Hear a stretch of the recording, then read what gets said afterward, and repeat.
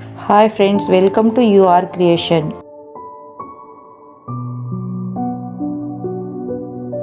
Body petticoat cutting ತೋರಿಸ್ತಾ ಇದ್ದೀನಿ. ಮೊದಲಿಗೆ ಫ್ರಂಟ್ 14 ಬ್ಯಾಕ್ 14 ಒಟ್ಟಿಗೆ ತಗೊಂಡು ಈ ರೀತಿಯಲ್ಲಿ ಫುಲ್ ಕಟ್ ಮಾಡೋಕ್ಕಂತ ಮಾರ್ಕ್ ಮಾಡ್ಕೋತಾ ಇದ್ದೀನಿ. ಫ್ರಂಟ್ ಆ್ಯಂಡ್ ಬ್ಯಾಕು ಒಟ್ಟಿಗೆ ಮೆಜರ್ಮೆಂಟ್ ನೋಡಿ ಈ ರೀತಿ ಕಟ್ ಮಾಡ್ಕೊಳ್ಳಿ.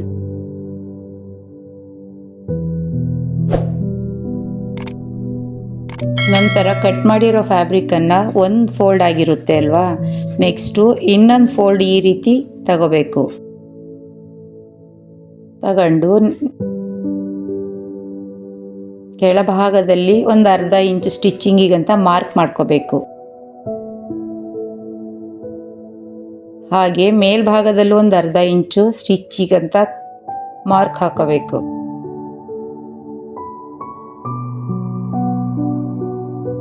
ಹಾಗೆ ಶೋಲ್ಡರ್ 4.5,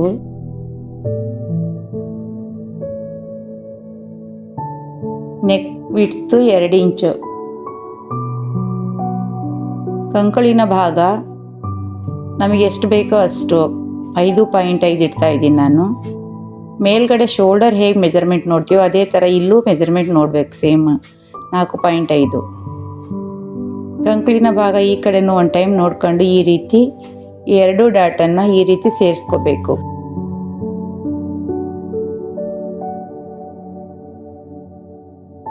ಹಾಗೆ ಬ್ಯಾಕ್ ಸೈಡ್ ನೆಕ್ ಬಿಡ್ತು ನಾನು 6, ಫ್ರಂಟ್ 7 ಇಟ್ಟಿದ್ದೀನಿ.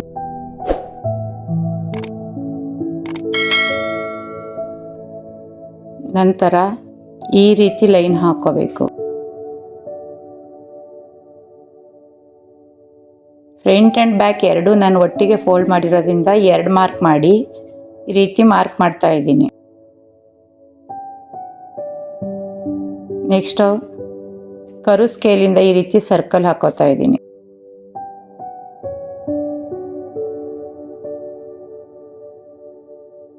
ಈ ಬಾಡಿ ಮೆಜರ್ಮೆಂಟು 14 ಇಂಚು, ಹಾಗೆ ಚೆಸ್ಟು 28 ಇಂಚಿಂದು. 28ಅನ್ನು 2 ಭಾಗ ಮಾಡ್ಕೊಂಡು ಮಾಡಿದ್ದೀನಿ. ಕಂಕುಳಿನ ಭಾಗದಲ್ಲಿ 1 ಇಂಚು ಕಟ್ಟಿಂಗಿಗಂತ ಮಾರ್ಕ್ ಮಾಡಿದೆ. ನೆಕ್ಸ್ಟು ಈಗ ಸ್ಟಿಚ್ಚಿಂಗಿಗೆ 2 ಇಂಚ್ ಈ ಕಡೆ, ಈ ಸೈಡಲ್ಲೂ ಅದೇ ಥರ 2 ಇಂಚ್ ಹಾಕ್ಕೋಬೇಕು. ನಂತರ ಟಕ್ ಹಿಡಿಯೋಕ್ಕೆ 1 ಇಂಚು,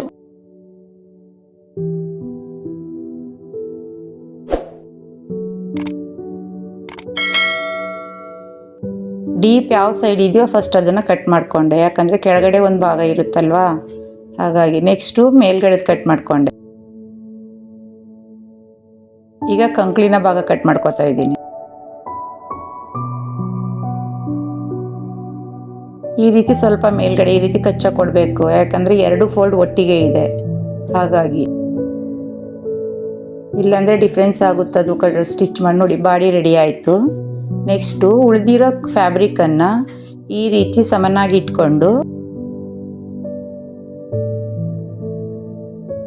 ಅದನ್ನು 2 ಭಾಗ ಮಾಡ್ಕೋಬೇಕು.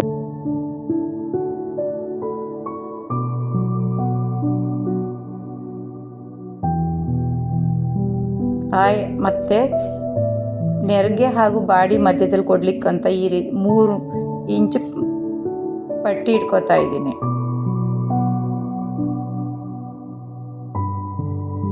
ಆ 3 ಇಂಚ್ ಪಟ್ಟಿಯನ್ನು ಅದರಲ್ಲಿ ಡಿವೈಡ್ ಮಾಡ್ಕೋಬೇಕು. ಫ್ರಂಟಿಗೆ 1.5, ಬ್ಯಾಕಿಗೆ 1.5 ಅಂತ ಕಟ್ ಮಾಡ್ಕೋತಾ ಇದ್ದೀನಿ.